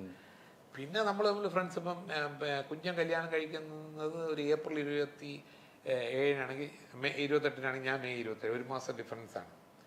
അപ്പോൾ ഇപ്പോഴും കുഞ്ഞൻ്റെ വീട്ടുകാരും എൻ്റെ വീട്ടുകാരും, ഞാൻ എന്തെങ്കിലും വീട്ടിലെന്തെങ്കിലും അലംഭാവെല്ലാം കാണിച്ചാൽ എൻ്റെ വൈഫ്, അച്ഛനും മറ്റു വേറെ സഹോദരി സഹോദരനല്ല, ഒറ്റ മോളാണ്. അപ്പോൾ എന്തെങ്കിലും ഉണ്ടെങ്കിൽ വിളിച്ച് കുഞ്ഞൻ്റെ വിളിക്കും, കുഞ്ചേട്ട അല്ലെങ്കിൽ ശോഭ ചേച്ചി എന്ന് വിളിച്ച് പറയും. അതുപോലെ അവിടെയും ഇതാണ്, അവർക്ക് 2 പെൺമക്കൾ, നമുക്ക് 2 ആൺമക്കൾ. ഞങ്ങളുടെ ഫാമിലി ഞങ്ങൾ ഭയങ്കര ഫ്രണ്ട്ഷിപ്പാണ്. അപ്പം ഫ്രണ്ട്ഷിപ്പുകളൊക്കെ ഉണ്ട് സിനിമയിൽ. വളരെ ചുരുക്കമാണ്, പക്ഷെ ഉള്ളത് ആത്മാർത്ഥമായിട്ടുള്ളതായിരിക്കും. അതെ, അതാണ് അതിൻ്റെ വ്യത്യാസം. ഇതൊരു അല്ലേ, ഇതെന്ന് വെച്ചാൽ ഇപ്പം രാജേട്ടൻ ചാൻസ് ചോദിച്ചു പോകാറില്ല, പക്ഷെ അദ്ദേഹം വെക്കുന്ന ഒരു അതാണ് കേട്ടോ. ഇപ്പം എൻ്റെ എല്ലാ സിനിമയിലും ഇദ്ദേഹം വേണം, കുഞ്ചൻ ചേട്ടൻ വേണം എന്ന് പറയുമ്പോൾ ഇപ്പോഴത്തെ കാലഘട്ടത്തിൽ ആരെയും ചിന്തിക്കുന്നുണ്ടോ? മാർക്കറ്റ് മറ്റേ അടുക്കി വിളിക്കുമെന്ന് പറയുന്നു. അല്ല, ഇപ്പോഴത്തെ കാലഘട്ടം ചിന്തിക്കുന്നില്ല. ഇപ്പോൾ ഓർമ്മയില്ല, എനിക്ക് പറ്റാത്ത വേഷം കുഞ്ചൻ പറഞ്ഞിട്ട് ആ സീന് പോയി ചെയ്യണം. ആരെങ്കിലും പറഞ്ഞിട്ടുണ്ടോ അങ്ങനെ? ഇല്ല, നമ്മൾ അത് നടക്കില്ല. നടക്കില്ല, ഞാനും പറയില്ല. അപ്പോൾ പറയാൻ പറ്റില്ലാത്തൊരു കാലമാണ് എന്നുള്ള കാര്യത്തിൽ സംശയമില്ല. പക്ഷെ അതൊക്കെയാണ് എനിക്ക് അന്നത്തെ. ഞാൻ പറയാം, എനിക്ക് എന്താ പറയുക, പരാതി ഇപ്പോൾ തന്നെ എൻ്റെ വീട്ടിൽ വർഷങ്ങൾക്ക് മുമ്പ് ഒരാൾ വിളിച്ചു പറഞ്ഞു നമ്മുടെ ഒരു കസിൻ വരുമെന്ന്, രാജു ഒന്ന് സംസാരിക്കണം. പുള്ളി ഞാൻ ചോദിച്ചു എന്താ വേണ്ടത്? എനിക്ക് ലാലേട്ടൻ്റെ ഒരു കഥ പറയണം. നമ്മൾ നിങ്ങൾ വന്ന സമയം ബെസ്റ്റാണ്. പുള്ളി ഇവിടെ ഗോൾഫ് ലിങ്സിൽ ഷൂട്ട് ചെയ്തുകൊണ്ടിരിക്കുകയാണ് സംഭവം. വാ വണ്ടി കയറ്റുന്നു. അവിടെ ഹലോ എന്നുള്ള പടത്തിൻ്റെ ഷൂട്ട് ചെയ്തു. ഞാൻ ചെന്ന് ലാലിനെ പരിചയപ്പെടുത്തും. ഞാൻ നല്ലൊരു കഥയുണ്ടെന്ന് പറഞ്ഞു കേട്ടു. ലാലിന് അതിനെന്താ അവിടെ ഇരുന്നു ഞാൻ പറയുന്ന കാര്യങ്ങളൊക്കെ ലാല് കേൾക്കാറുണ്ട്. എന്ത് ഇതിൻ്റെ പടത്തിൻ്റെ തന്നെ ആദ്യത്തെ നറേഷനും നിങ്ങൾ ട്രെയിലറിലും കേട്ടിരിക്കും. അതൊക്കെ ആ ഫ്രണ്ട്ഷിപ്പ് എന്നും വിളിക്കും കാര്യം. അന്നും അങ്ങനെ തന്നെ. അപ്പോൾ ലാലിൻ്റെ ഞാൻ പറഞ്ഞു കഥ കേട്ടിട്ട് പുള്ളി പറഞ്ഞു ഞാനിപ്പോൾ ഷാജി കൈലാസിൻ്റെ പടത്തിൽ പോലീസ് ഇൻസ്പെക്ടറുടെ വേഷമാണ് ചെയ്യുന്നത് സംഭവം. അപ്പോൾ അത് ഉടനെ ഒരു യൂണിഫോമായിട്ട് ചെയ്യാൻ പറ്റില്ല എന്ന് പറഞ്ഞ് പോയി കഴിഞ്ഞു. പിന്നെ ആ ആൾ പോയിട്ട് ആ പടം പൃഥ്വിരാജിനെ വെച്ച് ഇൻസ്പെക്ടറായിട്ട് ചെയ്ത് ഹിറ്റായി. പിന്നെ അതിന് ശേഷം അങ്ങനെ കുറേ പടങ്ങൾ ചെയ്തു. മോഹൻലാലിനെ വെച്ച് തന്നെ ദൃശ്യം 1, ദൃശ്യം 2 ഒക്കെ ചെയ്തതാണ് ജിത്തു ജോസഫ്. ഇത്രയും പടമായി. എന്നെ മോഹൻലാലിനെ കൊണ്ട് പരിചയപ്പെടുത്തിയ ആളാണെന്ന് പറഞ്ഞാൽ അയാളുടെ ചാൻസ് നിന്നിട്ടില്ല. ഞാൻ അയാളുടെ ചോദിക്കാനും പോയിട്ടില്ല. എന്നെങ്കിലും ഒരു കാലത്ത് ജിത്തു ജോസഫിൻ്റെ ഒരു പടത്തിൻ്റെ വേഷം വരുമ്പോൾ വിളിക്കുമായിരിക്കും. അല്ലാതെ ഞാൻ അയാളെ ശത്രുവായിട്ട് കാണുക, അയാളെ കാണുമ്പം എന്നാൽ പിന്നെ വന്നിട്ടുണ്ട് എന്നില്ല. അയാളെ കാണുമ്പോൾ ഞാൻ ഡയറക്റ്റ് നമ്മൾ റെസ്പെക്ട് ചെയ്യാറുണ്ട്, എല്ലാ കാര്യങ്ങളും ചെയ്യാറുണ്ട്. പക്ഷെ ഒരു പടത്തിലും പുള്ളി വിളിച്ചിട്ടില്ല. അന്ന് ആദ്യ കാലത്ത് ചാൻസ് ചോദിച്ചാൽ ഏറ്റവും കൂടുതൽ പോയിട്ടുള്ളത് ഹരിഹരൻ സാറിൻ്റെ അടുത്താണ്. ഹരിഹരൻ സാറെന്ന് വെച്ചാൽ അന്ന് ലേഡീസ് ഹോസ്റ്റൽ കോളേജുകൾ കോമഡി പടങ്ങൾ എടുക്കുന്ന ആളല്ലേ. ഞാൻ അദ്ദേഹത്തിൻ്റെ ചോദിച്ചിട്ടുണ്ട്. എനിക്ക് ഒരു പടത്തിലും ചാൻസ് തന്നിട്ടില്ല. പക്ഷേ എന്നെ എവിടെ വെച്ചിട്ടുണ്ടല്ലോ വലിയ കാര്യമാണ്. രാജു ഒന്ന് തോളി കേട്ട് ഞാൻ അയാളുടെ മറ്റേ പടം കണ്ടു. നമ്പൂരി വേഷം, ഭാഷ ഒക്കെ നന്നായി എന്നെ അപ്രീഷിയേറ്റ് ചെയ്യും. പിൽക്കാലത്ത് ഞാൻ ഇടയ്ക്ക് ഏതോ ഇൻ്റർവ്യൂ പറഞ്ഞു ഇനി സാറിന് എന്നെ അഭിനയിക്കാൻ വിളിക്കാൻ പറ്റില്ല. കാര്യം അദ്ദേഹം അന്ന് ഇറങ്ങിയ പടം പഴശ്ശിരാജയാണ്. അതിനകത്ത് 1000 പടന്മാരുണ്ടായിരുന്നു. വേണമെങ്കിൽ എനിക്കൊരു വേഷം തരായിരുന്നു. അദ്ദേഹം തരൂല്ലെന്ന് പറഞ്ഞു. പുള്ളി അത് കേട്ടത്തോടെ എന്നെ കാണുന്ന സന്തോഷം. മലയാളത്തിലെ ഏറ്റവും വലിയ ഡയറക്ടർ നമ്മളെല്ലാം ബഹുമാനിക്കുന്ന ഡയറക്ടറില്ലേ, അദ്ദേഹത്തിൻ്റെ പോലും എനിക്ക് പരിഭവമില്ല, പരാതിയില്ല. പക്ഷെ പരാതികളില്ല എന്നുള്ളത് സത്യമാണ് രാജേട്ടൻ പറയുന്നത്. സങ്കടമുണ്ട്. അതാണ് അവിടെ ആ വാക്കുകളിൽ നിന്നും ഉണ്ട്. സങ്കടമുണ്ട്, ഉറപ്പായിട്ടും വാക്കുകളിൽ നിന്നും ഉണ്ട്. ഇപ്പൊ ജിത്തു സാറിന്റെ കാര്യം ഇതൊക്കെ പറയുമ്പോൾ വാക്കുകളിലുണ്ടത് സങ്കടം മനസ്സിൽ ഇട്ടുകൊണ്ട് തന്നെയാണ് ഈ പരാതി ഇല്ല. ഞാൻ പറഞ്ഞ അതല്ല, നമ്മൾ സിനിമയിൽ ഞാൻ പറഞ്ഞു എൻ്റെ അതിൻ്റെ മറുസൈഡിലുള്ള ഒരു അർത്ഥം കിടക്കുന്നത് വെച്ചാൽ സിനിമയിൽ നമ്മൾ ഒന്നും എക്സ്പെക്ട് ചെയ്യാൻ പാടില്ല. നമ്മൾ ആവശ്യമുണ്ടെങ്കിൽ വിളിക്കും, നമ്മൾ ചെയ്യും എന്നുള്ള അല്ലാതെ നമ്മളെ ഇപ്പം അയാൾ വിളിച്ചു കളയും അടുത്ത പടത്തിൽ ഒന്നും വിചാരിക്കുകയും ചെയ്തത്. എന്തിനു വെറുതെ വിളിച്ചാൽ നമുക്ക് വിഷമം വരും, അത് വേറെ കാര്യം. പക്ഷെ നമ്മളെന്തിന് ഇതൊക്കെയാണ് എക്സ്പീരിയൻസ് അല്ലേ? അങ്ങനെയൊക്കെ ഇപ്പോഴത്തെ ഇപ്പൊ ഈ ഇന്റർവ്യൂ കാണുമ്പോൾ എൻ്റെ മോൻ നിരക്ക് എന്നെ തീർച്ചയായിട്ടും വഴക്ക് പറയും. അച്ഛൻ ഈ വായി മുച്ചനുമുണ്ട്, അവളെ ചെന്ന് ജിത്തു ജോസഫിന്റെ കാര്യമുണ്ടോ, അങ്ങനെ എന്തെങ്കിലും ഒരു പടത്തിൽ ഒന്ന് ഇല്ലാതാക്കിയില്ലേ, അച്ഛൻ ഇല്ലാതാക്കിയില്ലേ, എന്നെ കൂടെ വിളിക്കുന്നതല്ല അച്ഛൻ ഇല്ലാതാക്കിയില്ലേ എന്നൊക്കെ പറയും. പക്ഷേ ഞാനത് ബോധമില്ല. ഇത് പറയുമ്പോൾ എനിക്കൊരു സമാധാനം, എനിക്ക് സുഖമായിട്ട് വേണം, വേറെ കുഴപ്പമില്ല. അദ്ദേഹത്തിന്റെ വേറെ കാര്യമുണ്ടോ, അദ്ദേഹം ചെയ്ത എല്ലാ പടവും ഞാൻ കണ്ടിട്ടുണ്ട്, ഞാൻ വിളിച്ചു പറഞ്ഞിട്ടുണ്ട് ഉഗ്രം, താങ്ക് യു ചേട്ടാന്ന് പറയും. എല്ലാ പടവും ഉഗ്രം പടങ്ങളാണല്ലോ, നേര് വരെ എല്ലാ പടവും കണ്ടിട്ട് അന്ന് ഞാൻ വിളിക്കും. ഇത് മാത്രമല്ല, എനിക്ക് ഏത് ഡയറക്ടർ പടം കണ്ടാലും പരിചയമില്ലെങ്കിലും ഞാൻ ഡയറക്ടർ നമ്പർ എടുത്ത് വിളിക്കും. നന്നായിരിക്കും കേട്ടോ, കാര്യം നമ്മുടെ ഒരു അപ്രീസിയേഷനാണ്. അല്ലാതെ അതിൻ്റെ ഇടയിൽ ഒരു മണിയില്ല കേട്ടോ, അതില്ല, പേരിലേ ഉള്ളൂ മണിയമ്പിള്ള, മണിയടിയില്ല, പേരിൽ മാത്രമേ ഉള്ളൂ. പക്ഷെ രാജേട്ടൻ പറയുമ്പോഴും അത് തന്നെയാണ്. രാജേട്ടൻ ഇപ്പോഴും വീണ്ടും അത് ആവർത്തിക്കും. രാജേട്ടൻ ഏറ്റവും ആഗ്രഹിച്ച ഒരാളായിരുന്നു എനിക്ക് തോന്നുന്നു അദ്ദേഹത്തിന്റെ കൂടെ അഭിനയിക്കാൻ. ജിത്തു സാറിന്റെ കൂടെ ഏറ്റവും ആഗ്രഹിച്ചു എന്ന് എനിക്ക് തോന്നുന്നു. അവരെ സംസാരിച്ച് അല്ലേ? അതെ, ചിലപ്പോൾ അങ്ങനെ മനസ്സിലായി എനിക്ക് ഒരു ക്യാരക്ടർ വരാത്തോണ്ടായിരിക്കാം, അല്ല ഇങ്ങനെ തുറന്നു പറയണമെങ്കിൽ അത് തന്നെ അല്ലേ? അത് ഞാൻ എടുത്തു വെക്കുമ്പോൾ അത് പറഞ്ഞെങ്കിൽ നിങ്ങൾ ഇത് ഹെഡിങ് വെച്ചൊക്കെ അടിക്കുകയും ചെയ്യാം എല്ലാം ഉണ്ട്. എനിക്ക് ഞാൻ പറഞ്ഞത് സത്യസന്ധ കാര്യമാണ്, ഹൃദയം. അല്ല അങ്ങനെ ചീത്ത പറയോ ഞാനാണ് ഒന്നും പറയുന്നില്ല. നമ്മുടെ ആഗ്രഹമാണ് ഉണ്ടാവും, ഉണ്ടാകട്ടെ, അതൊക്കെ ഉണ്ടാകും, പോയി ചെയ്യും. അല്ലാതെ എന്നെ വിളിച്ചില്ല ഇത്രയും നാൾ ഒന്നുമില്ല, ഇപ്പം പോയി ചെയ്യും. സാറേ അതാണ് ചെയ്യേണ്ടതെന്ന് ചോദിച്ച് ചെയ്യും, അത്രേ ഉള്ളൂ. തീർച്ചയായിട്ടും അങ്ങനെയൊക്കെ ഉണ്ടാകട്ടെ. ഇതൊക്കെ ഒരു എക്സ്പീരിയൻസ് ആണ്. നമുക്ക് സംസാരിക്കാൻ, നമുക്ക് രാജേട്ടന്റെ സംസാരം കേൾക്കാനാ പ്രിയമായ അല്ലേ?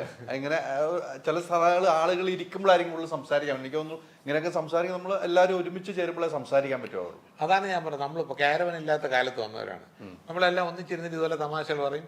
ഈ ചെയ്ത സീനുണ്ടല്ലോ അതിനകത്ത് ഇങ്ങനെ ചെയ്യും, നീ വരുമ്പോൾ ഞാൻ വേറൊരു ഡയലോഗ് പറയട്ടെന്നിട്ട് ഞങ്ങൾ ആ ഷോട്ടില്ലാത്ത പിന്നെ ഇമ്പ്രവൈസ് ചെയ്യാറുണ്ട്, തമാശ പറയും. അപ്പം ഞാൻ ഇങ്ങനെ ഒരു സംഭവം ജീവിതത്തിൽ നടന്നിട്ടുണ്ട്. മോഹൻലാൽ തന്നെ പറയും മറ്റേ നമുക്ക് അങ്ങനെ ചെയ്യാം, അങ്ങനെ രസകരമായ. ഇപ്പം അവരവരുടെ വർക്ക് കഴിഞ്ഞാൽ അവരൊരു ക്യാരവനിൽ പോകും, പിന്നെ ഫ്രഷ് ആയിട്ട് അടുത്ത ഷോട്ടിനാണ് വരുന്നത്. നമ്മൾ ഈ പടത്തിൽ നിങ്ങൾ നോക്കണം, ഈ ദേവനന്ദരുടെ വേറെ 3-4 ചിമ്മിട്ട് പിള്ളേർ അഭിനയിച്ചിട്ടുണ്ട്. എല്ലാവരും ഔട്ട്സ്റ്റാൻഡിങ് ആണ്. അത് പടം കാണുന്നത് മനസ്സിലാവും. അത് എന്തുകൊണ്ടെന്ന് വെച്ചാൽ നമ്മൾ 5 ദിവസം വർക്ക്ഷോപ്പ് വെച്ചു. വർക്ക്ഷോപ്പിൽ ദേവനന്ദല്ലേ ഞാനും എല്ലാവരും കൂടെ ബോണ്ടാകാൻ ആ വർക്ക്ഷോപ്പ്. അതിനകത്ത് ഇവരെല്ലാം കസിൻസ് ഇല്ല, പല സ്ഥലങ്ങളിൽ നിന്ന് വരുന്ന കസിൻസ് ഒക്കെയാണ്. ഇവർ നിരഞ്ജും എല്ലാം കൂടെ അവിടെ വന്ന് അങ്ങ് ഭയങ്കര ഫ്രണ്ട്ലി ആയി. ഇവർക്കൊരു ആക്ടിങ് ക്ലാസ് കൊടുത്തു. അതുകൊണ്ട് എന്ത് പറ്റി, രാവിലെ ഷൂട്ടിംഗ് റെഡി എന്ന് പറയുമ്പോൾ ഇവരെല്ലാം അപ്പോഴേ ഫ്രണ്ട്സാണ്. അത് ഞാൻ പറയുന്നത് ഒരു ഭയങ്കര രസമായിരുന്നു. നമുക്ക് മനസ്സിനുള്ള കുഞ്ഞൊരു പേടിയുണ്ട്, എല്ലാവരും ഒറ്റയ്ക്ക് പോയിരിക്കണം. അതുകൊണ്ട് എല്ലാവരും ഒന്നിച്ച് ചേർന്നേ ഇരിക്കുള്ളൂ എപ്പോഴും. ഭയങ്കര കമ്പനി ആയിപ്പോ അത്ര.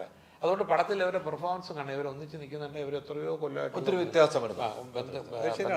ഇപ്പോഴത്തെ ഒരു കാലഘട്ടവും അന്നത്തെ കാലഘട്ടവും മാറ്റുമ്പോൾ, പക്ഷേ ഇപ്പോഴത്തെ കാലത്ത് ക്യാരവാൻ വേണം, നിർബന്ധമായ കാലഘട്ടമാണ്. മൊബൈൽ ഫോട്ടോയും കാര്യങ്ങളും അത് നിർബന്ധമാണ് എന്ന കാര്യത്തിൽ പണ്ടത്തെ കാലത്ത് നമ്മൾ ഷൂട്ടിംഗ് മുമ്പ് അടുത്തൊരു വീട്ടിൽ പോയിട്ടാണ് ലേഡീസ് ഡ്രസ്സ് മാറുന്നത്. അടുത്തൊരു വീടിന്റെ പെർമിഷൻ. ഇപ്പൊ എന്ത് ധൈര്യത്തിൽ നമ്മൾ കൂടെയുള്ള ലേഡീസിനെ വിടും. ഏതൊക്കെ വീട്ടിൽ ഏതൊക്കെ മുറിയിലാണ് ക്യാമറ വെച്ചേക്കെന്ന് അറിയില്ല. ആർട്ടിസ്റ്റ് എന്ന് പറഞ്ഞാൽ ടോയ്ലറ്റിൽ 2 ക്യാമറ വയ്ക്കും. ഇപ്പുറത്തുനിന്ന് സാറ്റുറേഷൻ കൂടെ വെക്കണം, ഫാഷനും കൂടെ കിട്ടണമല്ലോ. ഫാഷനും കൂടെ കിട്ടാൻ ബാക്കിൽ നിന്ന് കിട്ടണം വയ്ക്കും. അപ്പോൾ വളരെ റിസ്ക് ആണത്. അപ്പോൾ ക്യാരവനിലാകുമ്പോൾ പിന്നെ ഒരു ഷോട്ട് വന്നു കഴിഞ്ഞാൽ വൈകുന്നേരമേ ഉള്ളൂ. ഇയാളെ ചോദിന് 25 കിലോമീറ്റർ ഹോട്ടലിൽ കൊണ്ടുപോകേണ്ട ആർട്ടിസ്റ്റിനെ. അയാൾ അവിടെ കിടന്നോളൂ, അയാൾക്ക് അവിടെ മേക്കപ്പ് ചെയ്യാം, അയാൾക്ക് അടിക്കടി ടോയ്ലറ്റിൽ പോകണം എന്നുള്ളവരൊക്കെ ഉണ്ട്. അതിനകത്ത് പോകാം, സൗകര്യമുണ്ട്. ക്യാരവൻ പണ്ടേ ഉണ്ട്, മറ്റേ ഹിന്ദി സിനിമയിലും ബോളിവുഡിലൊക്കെ. ഇവിടെയാണ് നമുക്ക് ലാസ്റ്റിൽ വന്നത്. തീർച്ചയായിട്ടും ഈ പറഞ്ഞ പോലെ ഈ സിനിമ സൂപ്പർ ഹിറ്റ് ആകട്ടെ. ഇനി അതിനുള്ള പണിപ്പുരയിലാണ് ഞാൻ. അതെ, സൂപ്പർ ഹിറ്റ് ആക്കാൻ വേണ്ടി നിങ്ങൾ നോക്കണം. പടം കണ്ടിട്ട് നിങ്ങൾ അന്തം വിട്ട് ഞങ്ങളെ വിളിക്കുകയും ചെയ്യും. ദേവനത്തെ മാത്രം വിളിക്കല്, മാത്രമായിട്ട് ഒതുക്കളയില് രൈജുവിനും പിന്നെ എന്നെയും വിളിക്കണം. ഞങ്ങൾ അങ്ങനെ വിളിക്കാൻ രാജോട്ടെ ഞാൻ വിളിച്ചിട്ടില്ലേ? രാജോട്ടൻ പ്രൊഡ്യൂസർ സിനിമ കണ്ട് നമ്മൾ ആ സിനിമ ഇങ്ങനെയാണ്, എന്തെങ്കിലും പോരായ്മയുണ്ട് ഞങ്ങൾ പേഴ്സണലായിട്ട് സംസാരിച്ചിട്ടുണ്ടില്ലേ? നമ്മൾ സംസാരിക്കുന്നത്. പക്ഷേ ഈ കഥകൾ ഇനി വേറെ സംഭവമുണ്ട്. നിങ്ങൾ ഗൂഗിൾ അഭിനയിക്കാത്തത് നന്നായി. ഗൂവിനകത്ത് ഒരു കൊറിയർ ബോയുടെ ഒരു സീക്വൻസ് ഉണ്ട്. അവൻ ഭയന്ന് പോണതും കാര്യങ്ങളാണ് സാധനം വരുന്നത്. ആ സീനെ നമ്മൾ എടുത്തു കഴിഞ്ഞിട്ട് പടത്തിന്റെ ഒരു സംഭവം വരാതെ മാച്ച് ആവുന്നിട്ട് കട്ട് ചെയ്ത്. അങ്ങനെ വല്ല നിങ്ങളെ ഇട്ട് അഭിനയിപ്പിച്ചിട്ട് കട്ട് ചെയ്തിരുന്നെങ്കിൽ ഞാൻ ഇപ്പൊ കസേര ഉണ്ടാവും. അല്ല, വേറെ കാര്യം, എന്നെ വിളിച്ചതാണ് കേട്ടോ. സത്യമാണ്, വിളിച്ചാണ്. അപ്പൊ ആ സമയത്ത് തിരക്കെന്ന് വരാതെ എന്നെ വിളിച്ചതാണ്. ഇങ്ങനെ ഇന്റർവ്യൂ നടക്കും. അത് ഈ കട്ട് ചെയ്യണ സീനാണ് വിളിച്ചിരുന്നത്. അല്ലല്ല, ആ സീനാണ് വിളിച്ചിരുന്നത്. അത് നമുക്ക് അറിഞ്ഞോടല്ല കട്ട് ചെയ്യുന്നത്. കട്ട് ചെയ്ത് പോവുകയും ചെയ്തു. കട്ട് ചെയ്ത് പോയി. ദൈവം കാത്ത് പോയായിരുന്നു. നിങ്ങളെ നാട്ടുകാരത്തൊക്കെ പറഞ്ഞ് ഒരു ടിക്കറ്റ് എടുത്തെന്ന് കയറുമ്പോ ആ സീനില്ല. നമ്മളൊരു പടം എഡിറ്റിംഗ് ടേബിൾ വരുമ്പോ നോക്കൂല. അതെ, തീർച്ചയായിട്ടും. ഇത് തിയേറ്ററിൽ എഡിറ്റിംഗിലൊന്നും വളരെ മസ്റ്റായിട്ടിരിക്കുന്ന സ്ഥലം. ഞാൻ ഒരു സ്ക്രിപ്റ്റിനകത്ത് ഇന്റർഫിയർ ചെയ്യാറുണ്ട്, നിൽക്കാറുണ്ട്. ഈ ഡയറക്ഷൻ ചെല്ലുമ്പോൾ ക്യാമറ അങ്ങോട്ട് മാറ്റി ഒന്നും പറയാൻ ഞാൻ പോകത്തില്ല. അത് അവരെ ഇഷ്ടം, ആ ഏരിയയിൽ ഞാൻ പോകത്തില്ല. പക്ഷെ എഡിറ്റിംഗ് റൂമിൽ വരുന്നത് ഞാൻ നോക്കും. ഈ സീൻ ലാഗാണ്, ഈ പറഞ്ഞ സീക്വൻസ് മുഷീനാണ്, നമ്മൾ പറയുന്നൊരു വർക്കൗട്ട് ആയിട്ടില്ല. അതുകൊണ്ട് ഞാൻ അപ്പൊ നിങ്ങൾ വന്ന് ഇങ്ങനെ ആകെ കട്ട് ചെയ്ത് പോയെങ്കിൽ എന്ത് ചെയ്യാൻ? നിങ്ങൾ എന്നെ വച്ചേക്കോ? അല്ല, അടിയും നടന്നേനെ. അടി തന്നെയല്ല, മണിയമ്പിള്ളേർ അതിന് പീഡനത്തിനകത്താക്കും താമസിയാതെ എന്നൊക്കെ പറഞ്ഞ് ന്യൂസ് കൊടുക്കും. ഞാനീ പറയുന്നതിൽ ആവശ്യമില്ലാത്ത കട്ട് ചെയ്ത് കളഞ്ഞ തമാശ കണ്ടി തമാശ കിടന്ന ഇതൊക്കെ നമ്മൾ എൻജോയ് ചെയ്ത് കേൾക്കുന്ന തമാശയാണ്. ഇതൊന്നും അങ്ങനെയൊന്നും നമുക്ക് അങ്ങനെ പ്രശ്നമില്ല ചേട്ടാ. ഒരു കാര്യം കൂടി ചോദിച്ച അവസ്ഥയാണ്, ഈ നമ്മുടെ സ്ക്രിപ്റ്റ് റൈറ്ററെ കുറിച്ചല്ലോ. പുള്ളി വന്നു കഴിഞ്ഞാൽ സ്ക്രിപ്റ്റ് പോലെ കഥ പറഞ്ഞല്ലോ. പക്ഷെ സ്ക്രിപ്റ്റുകൾ മോഷണം പോകുന്ന ഒരു കാലഘട്ടമാണ് ഇപ്പോൾ. അതുകൊണ്ട് പറയാൻ പറ്റില്ല. ഇപ്പം ബുദ്ധിയുള്ള ഇവരൊക്കെ ചെയ്യിക്കുന്നത് വെച്ച് കഴിഞ്ഞാൽ ഇവര് എന്ന് സ്ക്രിപ്റ്റ് എഴുതിയോ അന്ന് തന്നെ ഇവരത് രജിസ്റ്റർ ചെയ്തിട്ടുണ്ട്. അതുകൊണ്ട് വേറെ ആരെങ്കിലും സ്ക്രിപ്റ്റ് എടുത്തിട്ട് എൻ്റെ കഥയാണെന്ന് പറഞ്ഞിട്ടൊന്നും കാര്യമില്ല. പിന്നെ അറിയാൻ സംഭവം. പിന്നെ ഈ പണ്ടത്തെ മാതിരി എനിക്ക് അങ്ങനെ ഒരു സംഭവം ഉണ്ടായിട്ടുണ്ട്. ഒരു നാൾ വരുന്നുള്ള പടത്തിന് ആരോ കൊണ്ടുവന്ന് എൻ്റെ കഥയാണെന്ന് പറഞ്ഞു. അന്നൊരു സ്റ്റേ ഒക്കെ ഉണ്ട്. അപ്പം നമ്മൾ കോടതിയിൽ പോയിട്ട് സ്റ്റേ മാറി. ഇപ്പം അങ്ങനെയൊന്നുമില്ല. ഒരു പടം വന്നു കഴിഞ്ഞാൽ കോടതി പറയും അതിൻ്റെ കളക്ഷൻ വന്നോട്ടെ, പിന്നെ നമുക്ക് ഡിസൈഡ് ചെയ്യാമെന്ന് പറയും.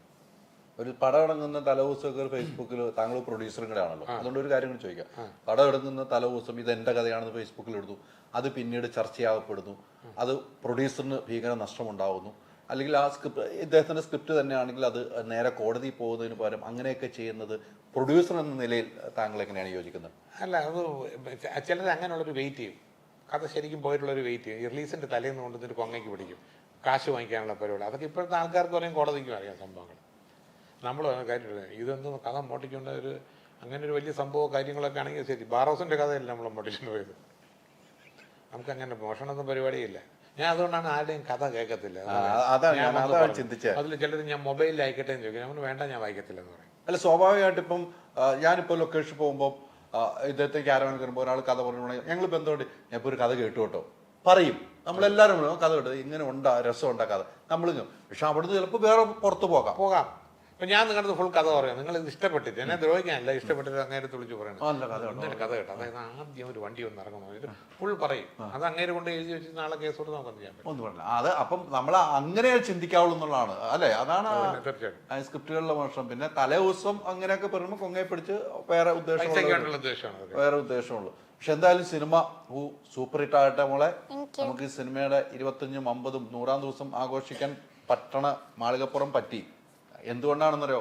അന്ന് OTT കൊടുത്തെങ്കിലും നമ്മൾ 100-ാം ദിവസം ഓടിച്ച് നമ്മൾ എല്ലാവരും കൂടെ ഒരുമിച്ച് ആഘോഷം. അതുപോലെ ഇതും ആഘോഷിക്കാനുള്ള ഭാഗ്യം ഉണ്ടായിരുന്നു. രാജേട്ടാ സൂപ്പർ ഹിറ്റ് അടിക്കട്ടെ, നിങ്ങളുടെ നാക്ക് മഞ്ഞായിരിക്കട്ടെ, കൂടെ ഉണ്ടാവും. Thank you. Thank you. Thank you.